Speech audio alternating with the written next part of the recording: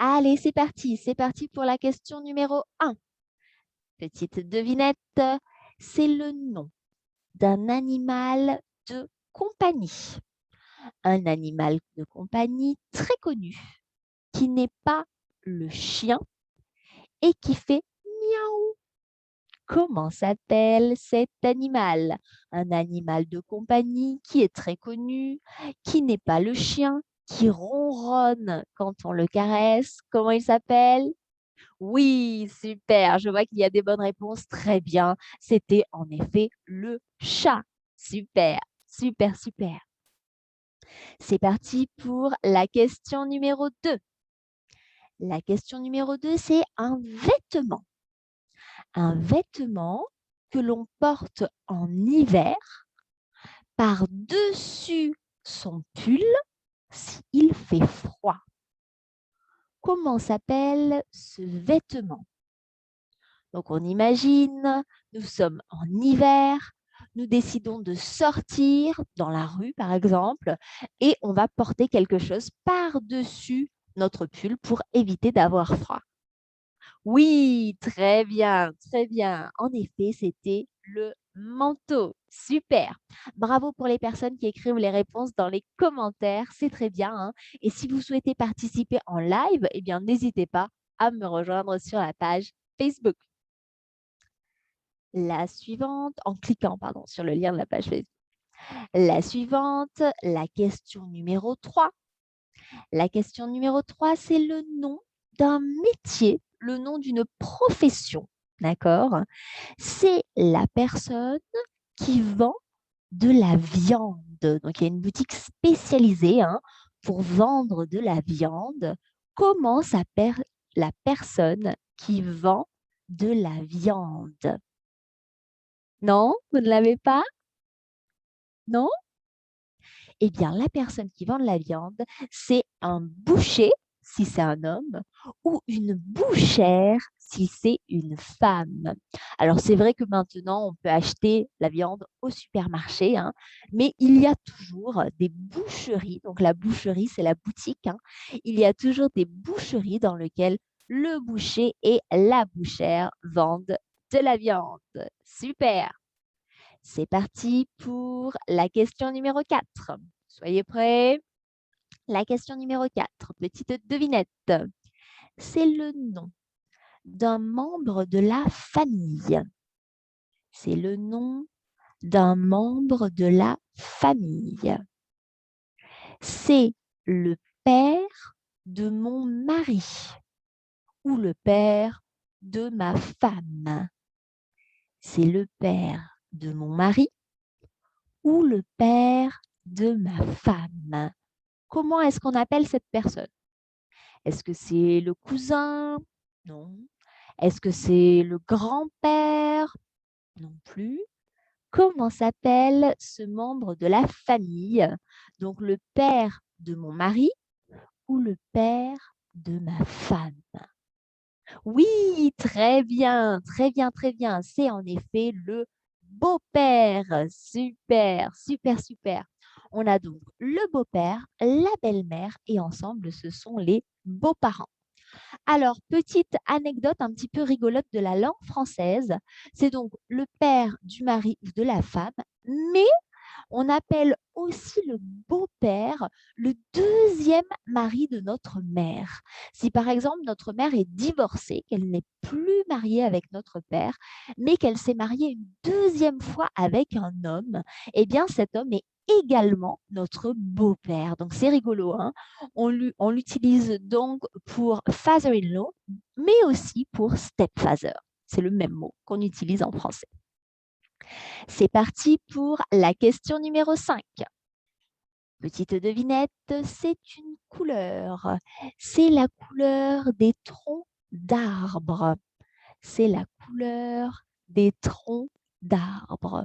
C'est souvent également la couleur du bois.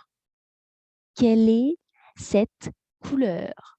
La couleur des troncs d'arbres, la couleur du bois. Oui, en effet, c'est la couleur marron. Super, super, super. Très bien. La question numéro 6. Devinette, devinette, c'est un mois de l'année. C'est un mois de l'année, un mois d'hiver. C'est le deuxième mois de l'année. Comment s'appelle-t-il? Oui, tout à fait. Le deuxième mois de l'année qui se trouve entre janvier et mars, c'est en effet le mois de février. Super, bravo pour vos bonnes réponses. Très bien, très bien, très bien. La suivante, c'est donc la devinette numéro 7. Ce sont comme des grands poils que l'on a, non pas sur le corps, mais sur la tête. Comment est-ce qu'on appelle ces sortes de grands poils que l'on a non pas sur le corps, mais sur la tête?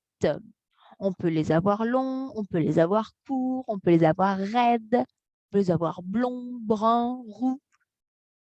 Oui? Oui, bien sûr, ce sont les cheveux. Super, super, super. Les cheveux, tout à fait. C'est parti pour la question numéro 8. Soyez prêts, il y a 10 questions au total. Soyez donc attentifs pour la 8e question. C'est un jour de la semaine. Un jour de la semaine qui fait partie du week-end. C'est un jour de la semaine qui fait partie du week-end et qui est entre vendredi et dimanche. Comment s'appelle ce jour de la semaine qui fait partie du week-end et qui est entre vendredi et dimanche? Oui, c'est en effet le samedi, tout à fait, puisque le week-end, c'est le samedi et le dimanche. Et si notre jour est entre vendredi et dimanche, c'est en effet le samedi. Bravo.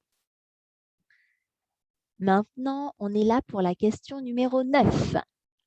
La question numéro 9. C'est un endroit dans la ville, d'accord? Un endroit dans la ville où l'on va si on doit poster une lettre ou envoyer un colis. Si je dois envoyer une lettre ou un colis, où est-ce que je dois aller? Est-ce que je vais à la banque? Non. Est-ce que je vais à la boucherie? Non plus.